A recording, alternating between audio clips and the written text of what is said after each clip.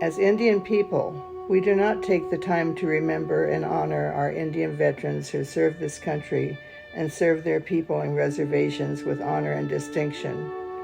Every tribe is proud and talks about their tribal members who are and were veterans, but we have far too long forgotten to show our own Indian veterans that we as Indian people remember, appreciate, and are proud of them and their service. Let the pride be shown now.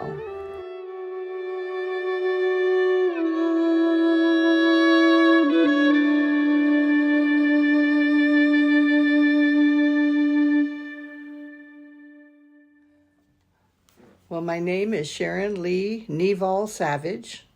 I was born in Roseburg, Oregon in 1943. And I've always been interested in American Indian materials and people because my mother was an enrolled member of the Kanawha Bay community of Ojibwe in the Upper Peninsula of Michigan.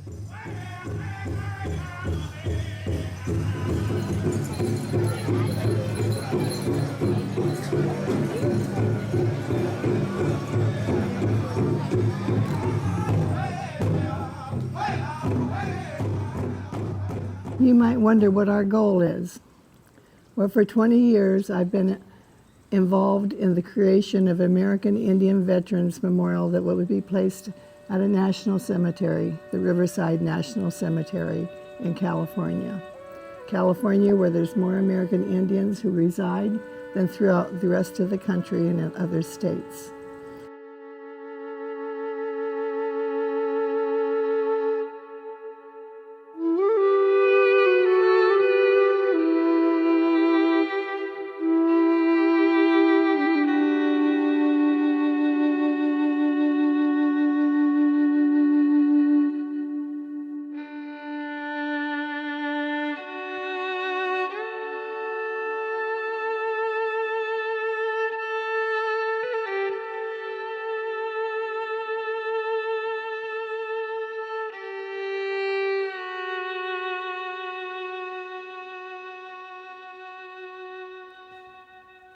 Well, you asked who was the artist that sculpted the gift.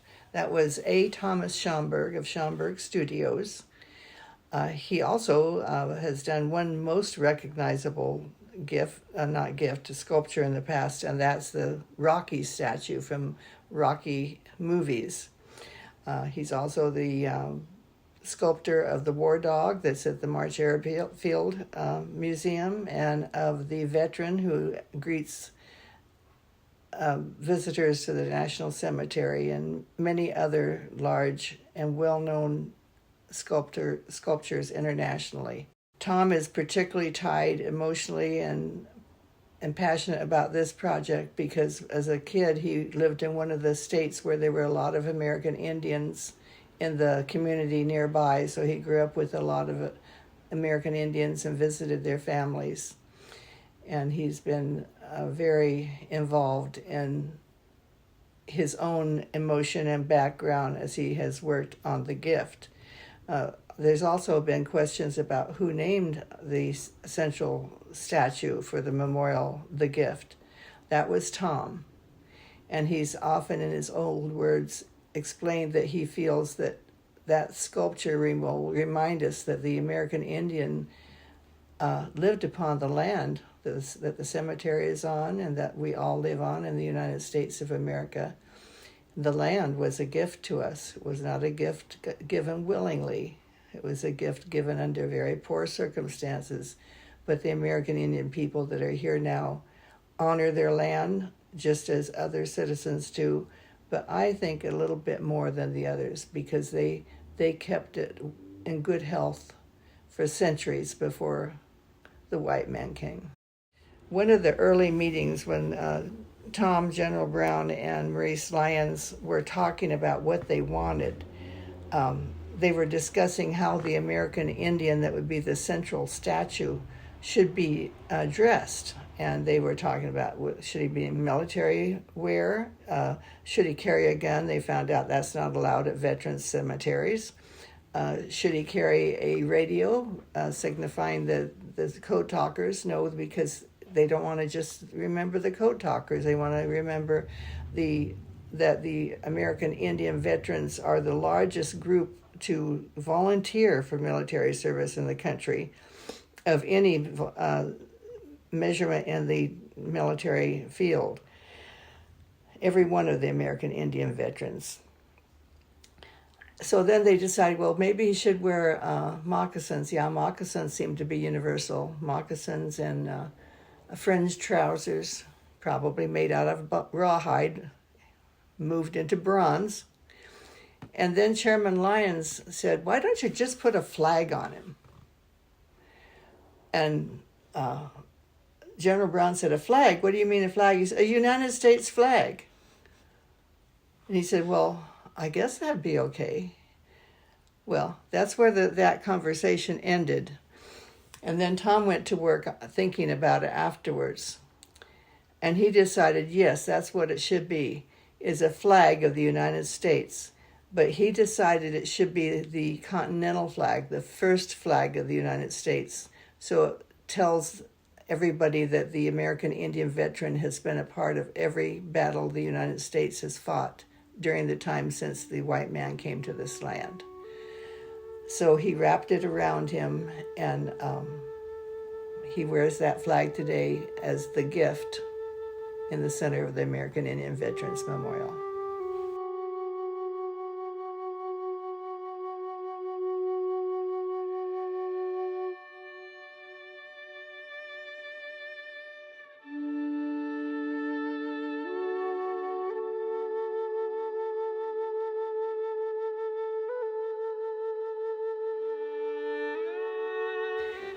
Sharron, has there been any controversy about the flag being draped around his shoulders? Yes, there has.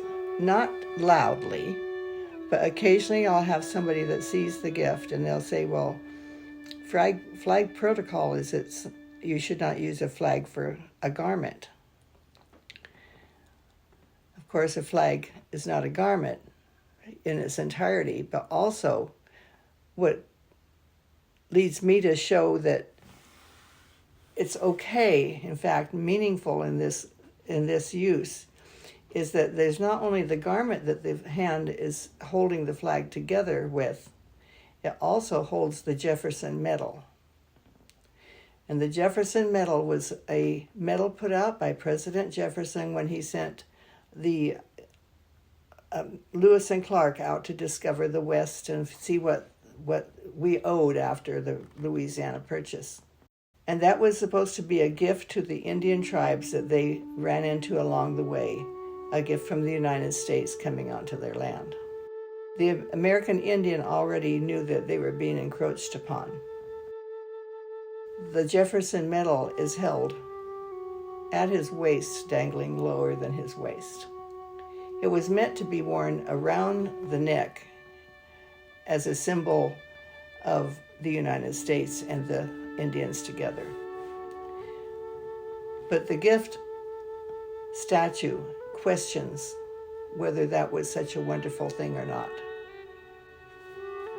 So that pretty much between the 250 years that the flag represents and the questionable background of why he would be holding a Jefferson medal towards the ground tells a story.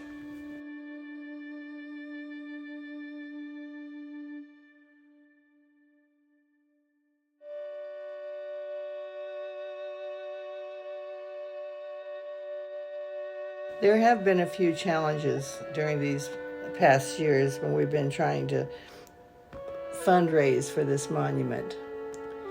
I think the largest one is simply the lack of knowledge of American Indian history.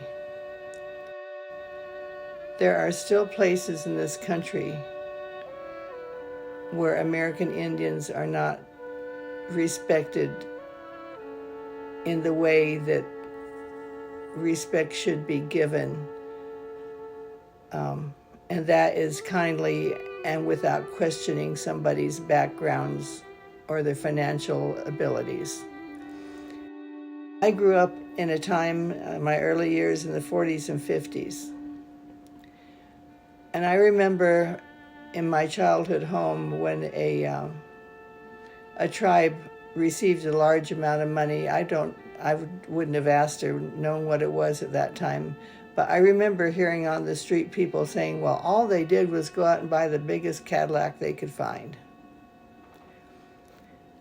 And then somebody else would say, yeah, and they probably got out and got drunk and wrecked it.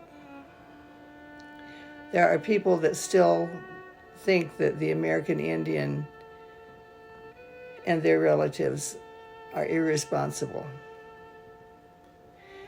But they don't know the numbers of people that volunteered during World War I was larger than any other ethnic group in this country. They volunteered because they weren't citizens. They don't know if it hadn't been for the code talkers at the end of World War I and the code talkers at the end of World War II that we might be in might be Germany or some other country which at the time was ruled by terrible people. But also it's hard for volunteers